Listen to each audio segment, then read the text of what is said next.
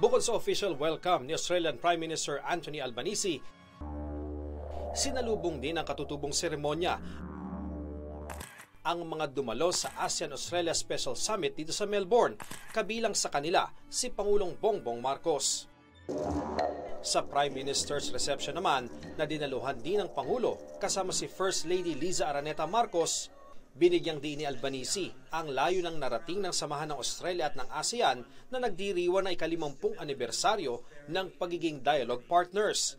Sabay pagmamalaki sa kalakalan ng dalawang kampo at daan-daang bilyong dolyar daw na investment ng Australia sa ASEAN.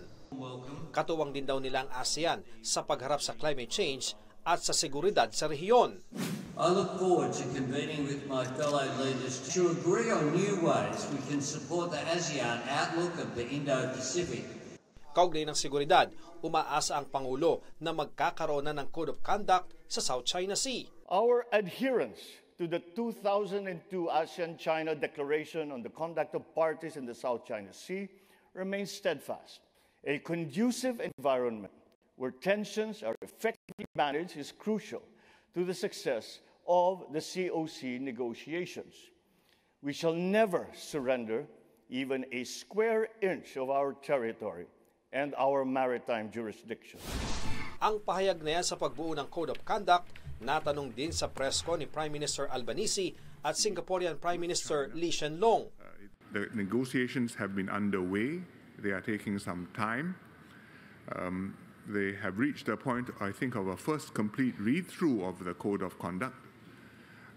But to negotiate and to settle the code, I believe, will take some time. Our position on China remains very consistent, which is that we want to cooperate where we can, we'll disagree where we must, but we will always engage in our national interest. Sa huling araw ng Special Summit bukas, inaasahang tatalakayin sa Leaders Plenary ang iba't ibang maritime issues, kooperasyon, pati na ang mga issue ng climate change. Mula rito sa Melbourne, Australia, para sa GMA Integrated News, ako si Ian Cruz, ang inyong saksi. Nung una, isa lamang.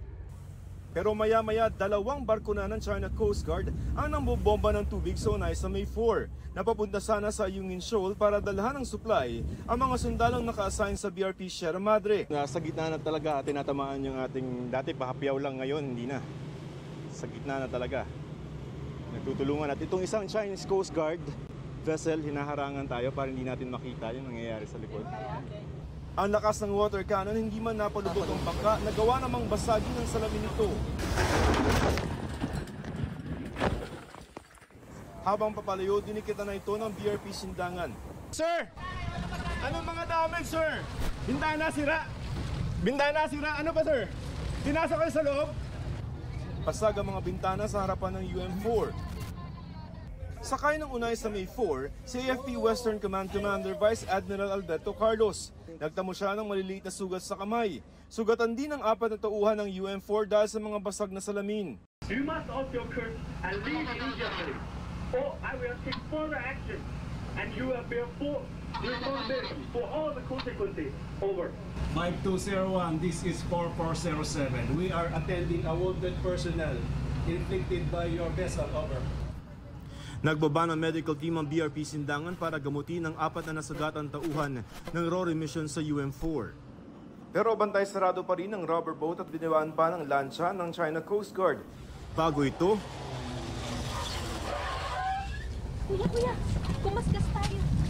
nakailang beses nagsagawa ng dangerous maneuvers ang China Coast Guard hanggang sa magdikit ang BRP Sindangan at isang China Coast Guard ship.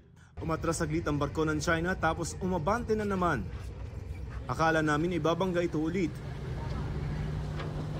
Kita ang marka ng fender sa Sindangan bagaman wala naman itong UP.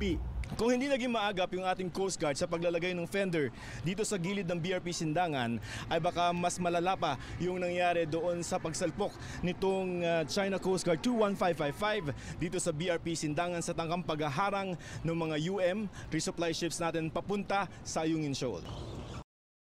The Philippine Coast Guard personnel are really doing so much effort to prevent the collision towards the vessel. And the Chinese Coast Guard personnel are just standing there and taking video. So it means perhaps that it was deliberate on their part. They don't really care whether there would be a collision. But for the Philippine government, we are preventing such collision. Ayon kay Vice Admiral Carlos, naubusan ng Pilipinas ng barkong magagamit para sa mga resupply mission pa BRP Sierra Madre. Parang mas malakas yung this time from the previous water cannon. So talagang tinarget nila yung anong intention mo, sir? To stop us from entering the shoal. It's still illegal and irresponsible actions. Sir, wala namang intention to sink? Wala naman ako napansin na intention to sink, just to disable. Kasi ang target nila is the bridge and the smokestack para maano yung engine natin. Like they did doon sa ML Kalayaan.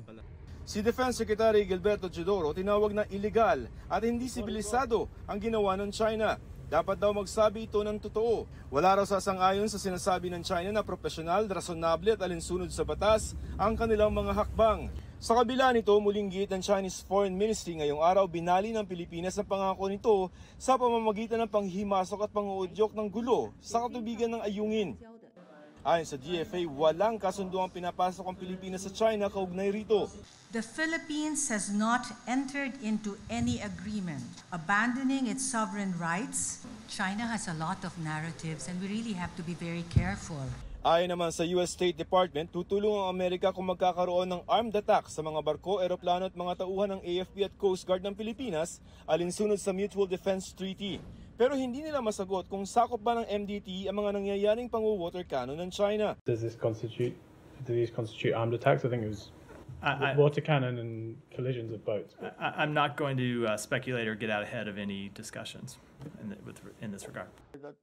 Tinanong din si Pangulong Bongbong Marcos sa Melbourne, Australia, kung pwedeng maging dahilan ng panibagong insidente sa Ayungin para gamitin ang Mutual Defense Treaty. I do not think that it is the time or the reason to invoke the Mutual Defense Treaty. However, we continue to view with great alarm this continuing dangerous maneuvers and dangerous actions that are being done against our seamen, our Coast Guard, and in this time they damaged the cargo ship and caused some injury to some of our seamen, and I think that we cannot view this in any way but in the most serious way. Pero tiniyak ni Pangulong Bongbong Marcos maghahain ng protesta ang Pilipinas.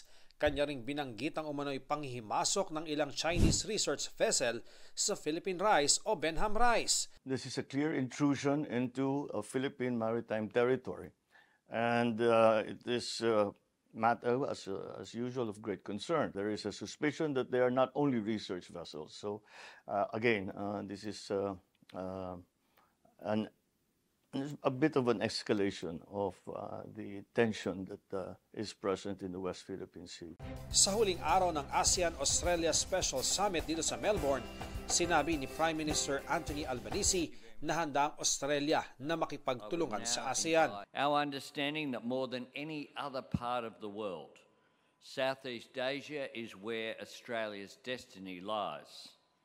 This is why we will continue to support your ASEAN outlook on the Indo-Pacific and ensure the stability and peace of our region. Pinasalamatan naman ni Marcos ang Australia sa parati nitong pagsuporta sa rule of law, sa UNCLOS at sa 2016 Arbitral Award pabor sa Pilipinas. Binanggit din ng Pangulo ang ukol sa climate change na nakakaapekto sa mga mahihirap na bansa, kabilang na dyan ang Pilipinas.